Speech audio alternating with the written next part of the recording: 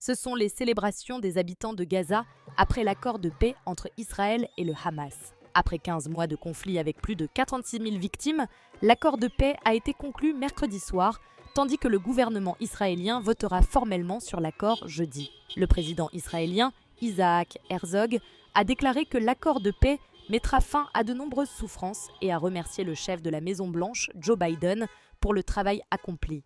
L'accord entrera en vigueur dimanche, le 19 janvier. La première phase de l'accord durera 42 jours et comprendra un cessez-le-feu et le retrait des forces israéliennes des zones peuplées. Dans le cadre de l'accord, le Hamas libérera 33 otages israéliens. En retour, Israël libérera un certain nombre de prisonniers détenus dans les prisons israéliennes.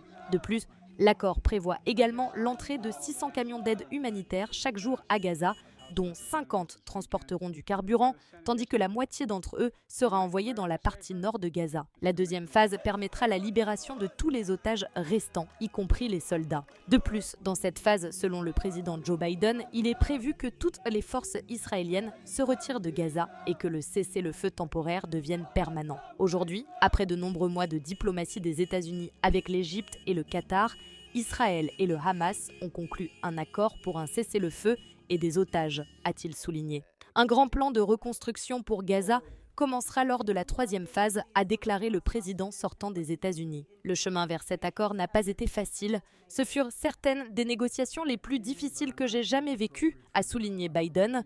Lorsque Biden a été interrogé sur le mérite que l'administration Trump entrante a pour cet accord, il a déclaré « Nous avons agi comme une équipe, mais c'est que le cadre de l'accord que j'ai proposé en mai, c'est exactement cela.